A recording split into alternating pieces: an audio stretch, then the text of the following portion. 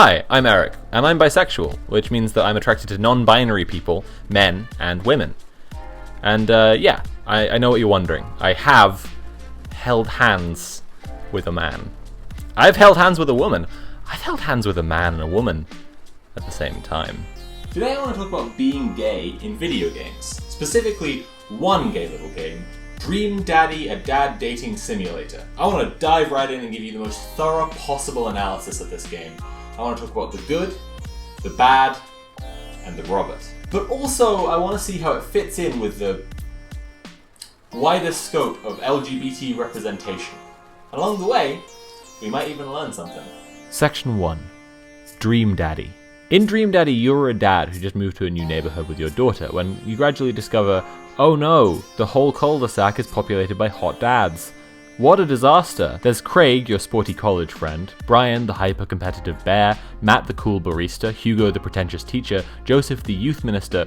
Real talk though, Joseph is bad news, and not just because his family are creepy Christians, called the Christiansons. His wife is called Mary. Look, it's a dad dating simulator. It doesn't have to be subtle or clever. It doesn't owe you that. Then there's Damien, goth dad, vampire man. To best understand Damien, I suggest you read the article by Hannah Michelle's titled Sword Guys Are a Thing, and I've had sex with all of them. Because, as she says, sword guys are a real thing, and we should be talking about them, especially in a romantic context. I spent 3 years of my life with a man who owns a Klingon bat'leth, and a cane sword, and a Freddy glove, and several daggers. In fact, if you encounter a sword guy in a big coastal city, you should know that I have had sex with him. I genuinely think there's no better demonstration of sexism in our society than the fact that we talk about cat ladies, but not sword guys, and I do not mean to disparage either. This is despite the fact that the transition into the sword guy lifestyle is swifter. A woman has to have, let's say, more than 3 cats before her cat ownership becomes a lifestyle statement and people deem her a cat lady. But if a guy just mounts a single katana on his wall, he is saying, that's it, this is me now. Yet we never talk about sword guys? last of course there's Robert, just creepily lurking in the shadows, waiting, watching you while you and the other dads happily barbecue. Oh, we'll get back to you, Robert. Dream Daddy, of course, is a gay dating sim, and I'm talking about it for Pride Month, but it isn't Pride-oriented specifically. A dating sim set of Pride would suck, just trying to figure out if you're technically on a date with this person, wondering if they actually like you while they think exactly the same things, and explain how horoscopes work until you both get tired and go home. I think it's great we have Pride as a thing, even if there are problems with it, and there are problems with it. Because with all the crazy stuff going on, it can be kind of hard to just remember to celebrate who you are. But the parade itself isn't super for me. Being in big crowds is really difficult, it really stresses me out. Happy Pride Month! Section 2. LGBT representation. Let's look at how good this dating sim is as a dating sim, and also how it does, what it does. I think game analysis sometimes shies away from visual novels like this because the consensus seems to be that the only thing to this game is the writing, the storytelling and characterization, and that it's barely a game. The mechanics and design aren't worth considering. But I don't think that's fair in the slightest. If you look at conversational scenes in Night in the Woods, there are small moments where the game uses the game mechanics to tell you something. You're drunk, so the dialogue option you suggest is not what comes out of your character's mouth. Or when the dialogue choices you have are so similar that the choice between them feels pointless. So similarly, in Dream Daddy, there are game mechanics that break away from simple A, B, C dialogue choices, and really give flavour to the story. Take for example the early game Pokemon battle you have while comparing your daughter with Brian's daughter in a sort of proud dad off. The game actually simulates an old school Pokemon battle, which is a fantastic tone setter for your interactions with Brian throughout the game. Brian is defined by his competitiveness. There are mini games like this for all the dads, be it a Frogger-like game trying to get back from the bathroom at a crowded concert, or literally playing games like mini-golf. Is mini-golf a real-life mini-game? These mini-games do, in my opinion, an excellent job of making you feel really connected to the scene you're playing through, which, in terms of their application in the dating sim, makes you feel like you're sharing an experience with the character, which draws you closer to your various possible romantic partners.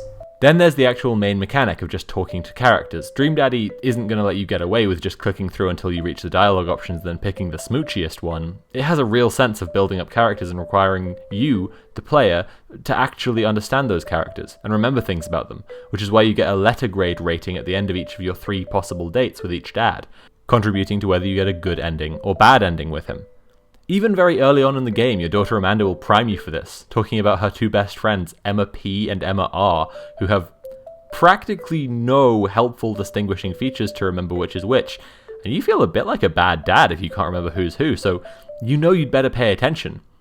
And I know you're all wondering, and yes, the Adam Driver creator is actually pretty good, but I'll need a second to explain that. See, you can create your character to look just like you within a certain cartoony reality, but ultimately because you're assembled from incongruent parts from a really narrow set, you're not actually gonna look like you, unless you look like Cool Greg from the record store with Goku's hair. But because the dad Sony you can make for yourself is slightly uncanny, and the dads you're dating are all purposely designed characters, they're basically just all a lot prettier than you, which is a remarkably effective way of simulating the actual insecurities of dating. That said, even if you do feel wholly inadequate next to these beautiful dads, the game does give some pretty good fashion tips for different body types, and that's very encouraging.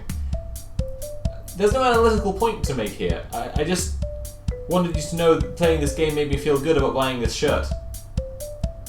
That's all. I will say this though, for all the great character designs of Dream Daddy, you can only see a small, skinny, feminine man in the game if you choose for that to be you, for your dad Sona.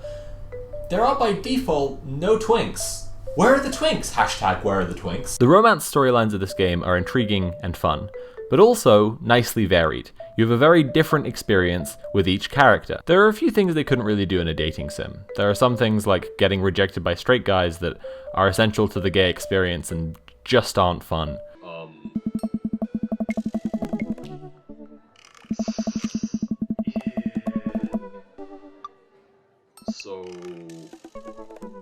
And a realistic date with me definitely involves an hour of talking about arguments I've had with TERFs on Twitter, which I really can't see someone seriously putting in a dating game. Playing through the story dating Robert, the bad dad, bad as in rule-breaking and rebellious, not incompetent at parenting, although he is an absentee father, does the game call him a bad dad because he's a bad dad? Playing through the story dating Robert, I felt a little uncomfortable.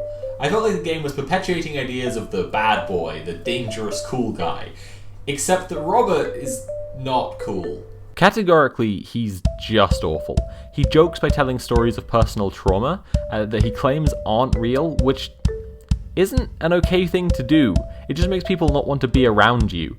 He constantly pulls off this same maneuver, veering towards something very upsetting and then being light and breezy and saying it was all just a joke. Like pulling out a knife on your date to a dark, secluded part of the woods at night, and then revealing it so he can teach you how to whittle. The problem is, he still made you think he might actually be planning to stab you. Similarly, he threatens a teenager who's upset after Robert talked over a movie he was enjoying, which is fair, and the teenager and his friends back off and then run away. Robert then assures you he would never have actually fought with a child, but like, it's not okay for a grown man to physically threaten a child with violence. It's just straightforwardly not an okay thing to do. Not at all. Intent doesn't matter. So I felt pretty grossed out by the idea this game was sanctioning Robert as a potential romantic partner. But then, at the end of the story with Robert, the game actually shows self-awareness on this. You don't get to have an ending with Robert because his story is all about convincing him to get his shit together. There isn't an ending where you get together, and I think that's the game pretty clearly telling you that you aren't really supposed to like people like Robert. And if that wasn't enough, the game actually tells you this pretty explicitly. Your character accuses Robert of being a bad person, and Robert tells you you're a bad person for pursuing him, and that your interest in him encouraged his shittiness. Wow. Cancelled. Then there's Joseph, the youth minister. Joseph is also bad news, and he'll mess you around, but with Joseph it's much more obvious from the start. He's already married, and your romantic options with him are getting him to cheat on his wife, as he tells you his marriage is falling apart and promises he'll divorce her soon, and be with you. And yeah, this storyline is obviously terrible. I didn't have the bad feelings about it I did with Robert. Joseph is just not an okay guy, and it's there from the start, but If you needed to be sure, the endings for Joseph are either he goes back with his wife and ends your love affair, or he gets back with his wife and wants to keep you as his bit on the side. Yikes. This, ladies, is why we have a motto. Never trust a man in a polo shirt. And I probably shouldn't let Joseph go without mentioning the cult ending. The developers of Dream Daddy, all big horror fans, put in a secret ending where Joseph runs a satanic cult and wants to sacrifice you, and has also been killing off all the spouses of the dads in the neighborhood, which is why they're all single. This isn't a joke, it's really in there, but it's also not actually canon. The developers left it in the game's data files and was found by keen fans who were intrigued that the game was advertised to have secrets. But it comes with a note that you shouldn't understand this ending to be a real actual thing that happens. It's totally non-canonical. I'm aware I keep focusing on the sad romance paths in the game that don't have happy endings, but I think they're a really interesting thing to look at. It takes a certain amount of confidence, not to mention competence, to include deliberately bad romance options in a dating sim, knowing that it adds something and that people will have other strong options for happy endings with other characters. For what it's worth, my favourite endings are probably either with Craig or Matt. Matt is a really sweet and wholesome guy, and he kind of had me won over since the start because he loves puns, and a strong pun game is the easiest way to impress me quickly. Craig, being a character that you've been friends with a long time, adds a lot for me because dating often kinda sucks, but a relationship growing into something different is really exciting. Plus, when you get together, you still call each other bro, so that you get to be two buff dudes, totally gay and in love, who call each other bro. That is literally the dream. I also didn't want to talk too much about the happier endings of the game because while I want to evaluate it thoroughly, I also just had a delightful time with these characters. And I'd love for anyone who's interested to be able to go discover the game for themselves a little bit. But let's talk about this subtle detail. Ah.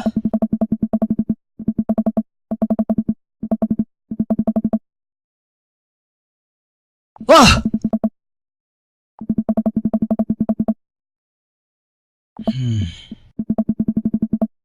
Wait, no, this subtle detail. On your first date with Damien, the vampire man, the sword guy, while explaining the everyday struggles of pretending time stopped moving 160 years ago but only for fashion and architecture without any racist implications, he says, "To be able to wake up in the morning, pick from my closet a variety of cloaks, top hats, and even binders that are period appropriate feels amazing." Damien is trans, and you'll only know this from this one line of dialogue if you were paying attention. He mentions binders when he's talking about all the clothes he has to get to be sufficiently goth, and if you know that binders are something that trans men and some NBs wear to flatten their chests, then yeah, that'll make that light bulb go off. But there's nothing else in the game to confirm it, and it actually went unconfirmed until somebody just tweeted at the developers of the game to ask.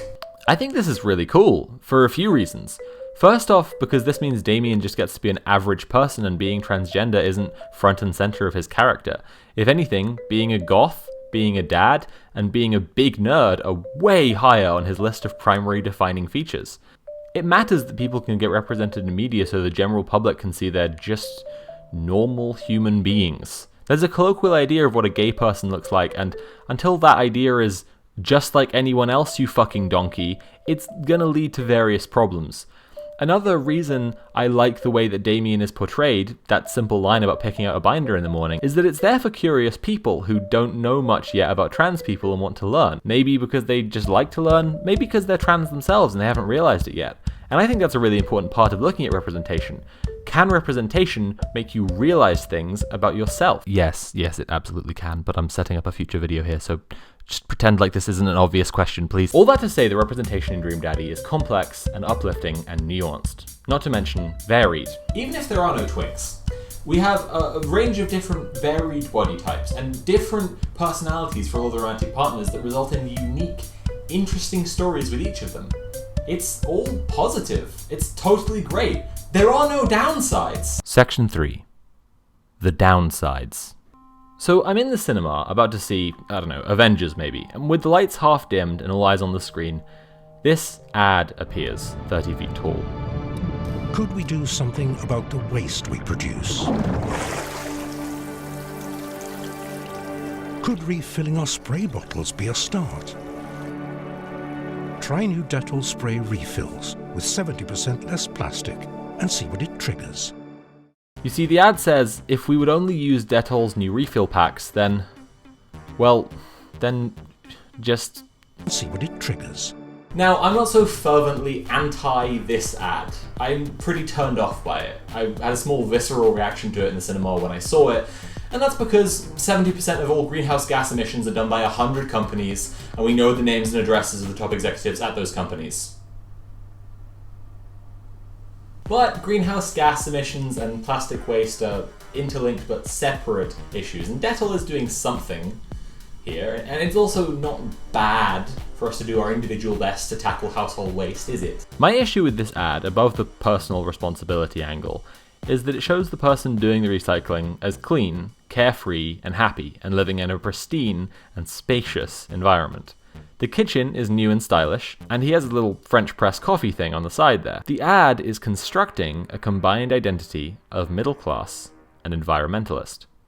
Environmentalist becomes an aspirational identity. The ad is effectively selling being a good person to its customers. Now, woke brands has already been examined from various angles by various people.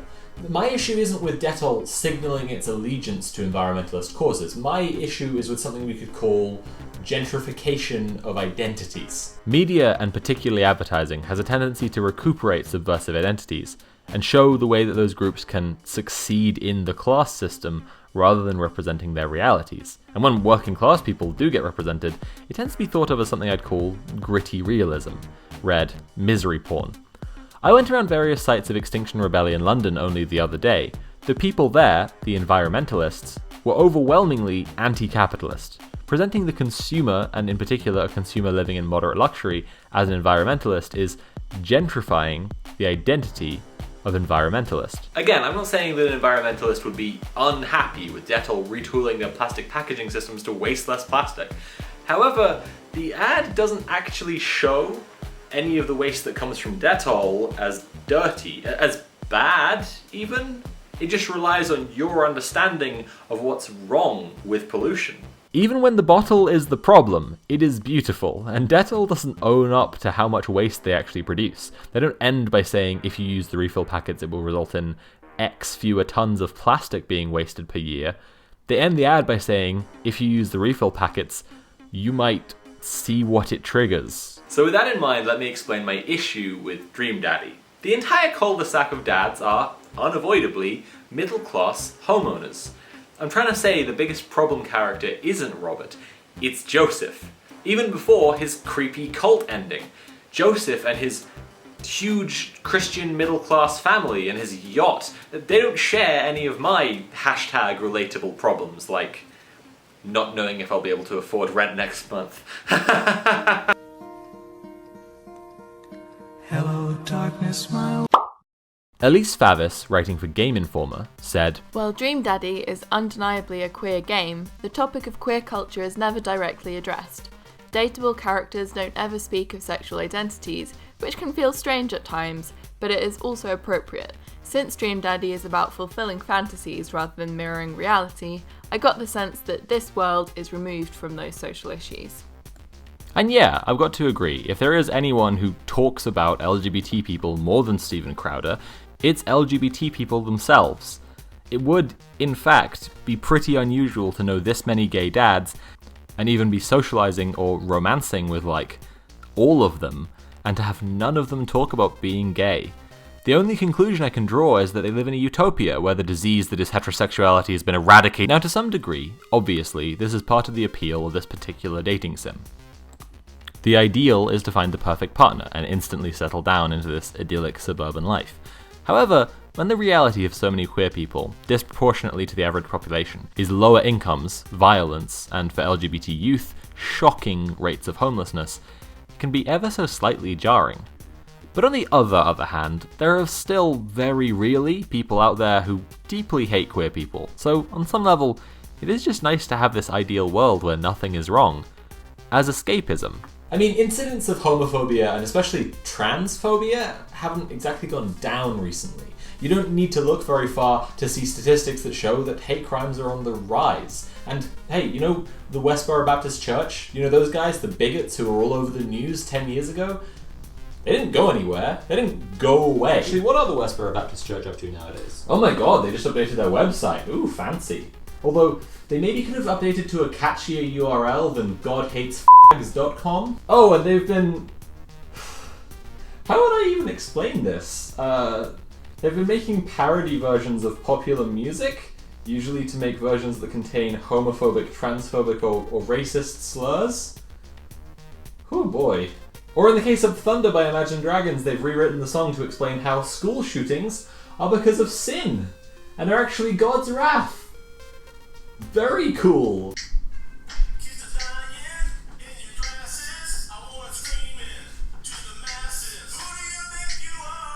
Some of these parodies make it really apparent how incredibly catchy the original songs are, which, you know, even through the terrible lyrics and the bad singing, and just so much anti-Semitism, the song still kind of slaps?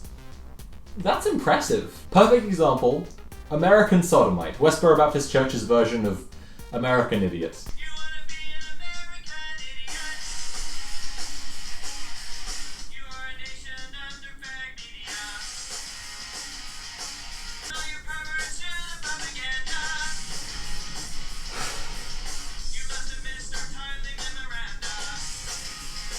Really reaching for that rhyme.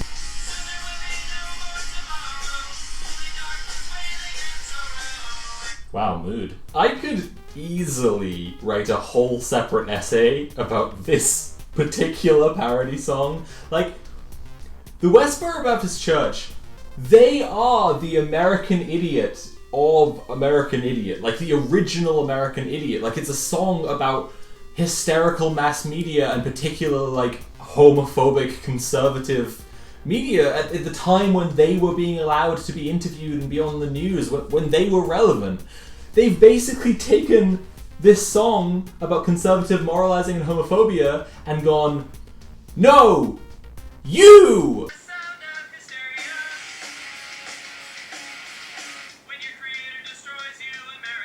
Your create? Like Benjamin Franklin?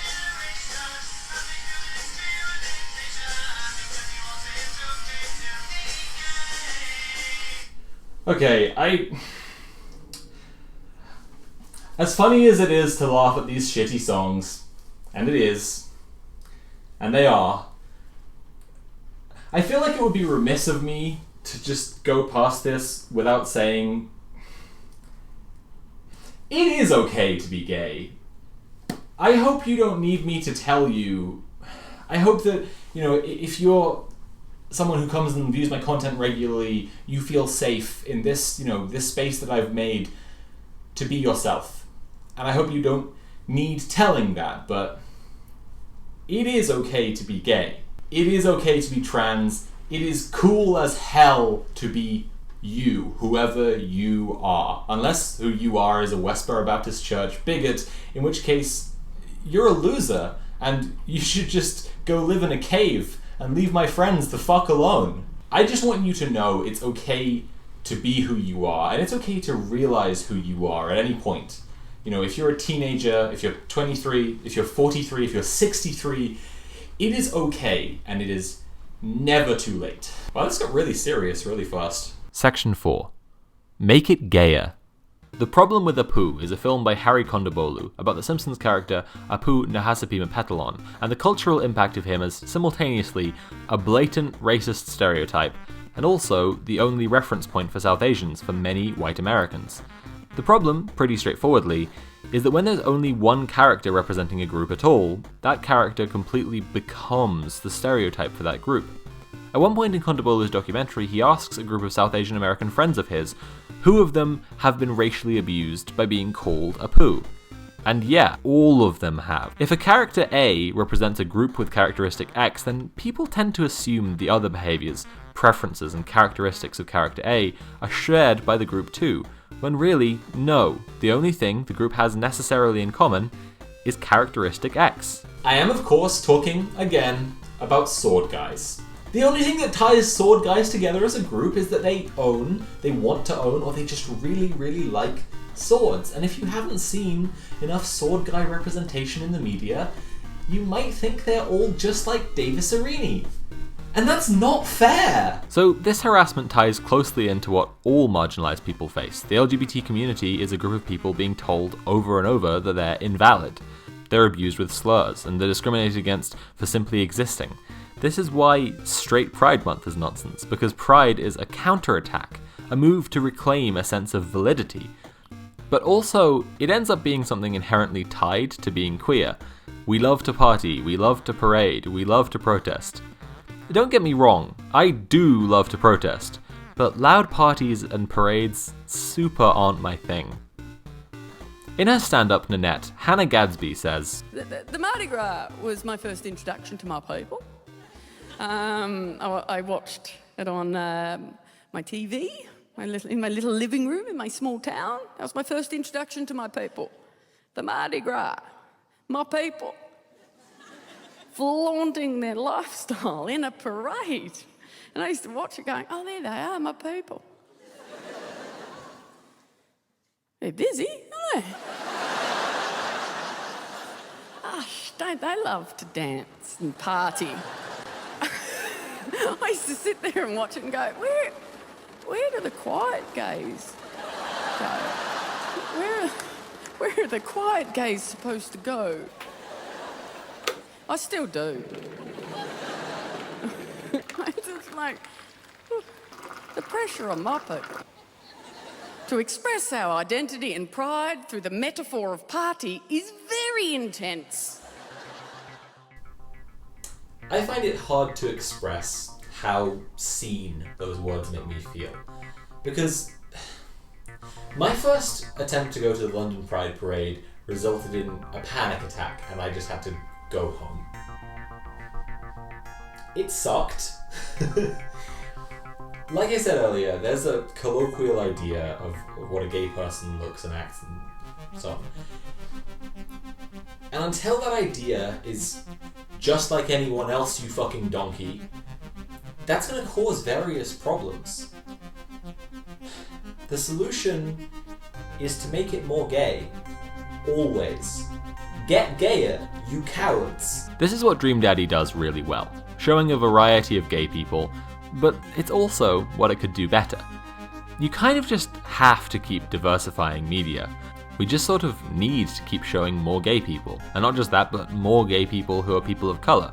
More gay people who are disabled, who are dealing with problems real people deal with. More gay people who are low income, working class twinks.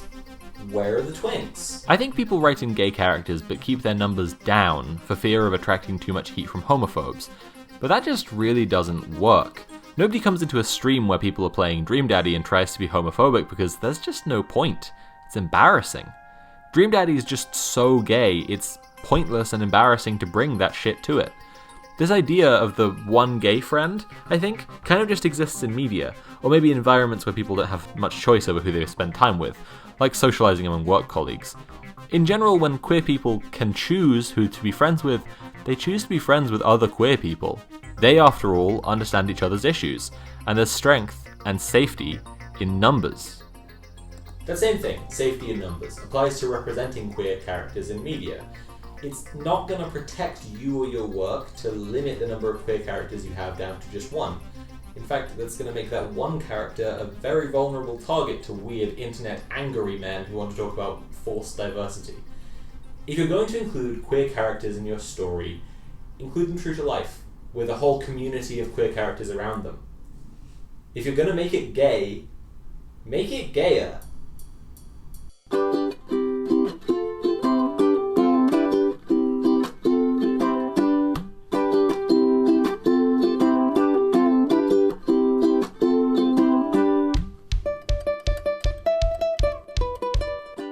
I'd like to thank Han the Man and Baphometrics, who make incredible music for this channel, as well as Alex, Ash and Yan, who contributed their likenesses as dreamy dads to this project. I'd also like to thank you, the viewer, for watching all the way to the end. This month, instead of 2 smaller channels, I'm going to recommend only one, Combabe Clam. She's been making great videos where she does makeup tutorials while also chatting about things like the housing crisis, and I absolutely live for them, so I really think you should go subscribe. The reason I'm only doing one recommendation this time is that instead of subscribing to a second channel, I'd really appreciate if you went over to Stephen Crowder's channel and reported him for his homophobic garbage. If you weren't aware, YouTube has been made very aware of Crowder's bigotry and done very little. But I think we can encourage them to do better, to take proper action by reporting Crowder en masse. I mean, it's Pride Month, chaps. Come on, we really can't have this nonsense anymore. Speaking of this nonsense, as this video is about LGBT, YouTube will probably underpromote it in the algorithm, or label it a sensitive topic to be hidden away. You know, think of the children and all that. Stuff they have a rich history of doing. So if you enjoyed this one, it will actually mean an enormous amount if you could share it. And since my next video is about mental health, another topic YouTube suppresses, you can really help me out by not only sharing and subscribing, but by ringing the little bell so you definitely get notified when it happens. Of course, if you really want to help me out, you can send me pictures of dogs on Twitter. That was a joke. I'd actually prefer it slightly if you became a Patreon supporter.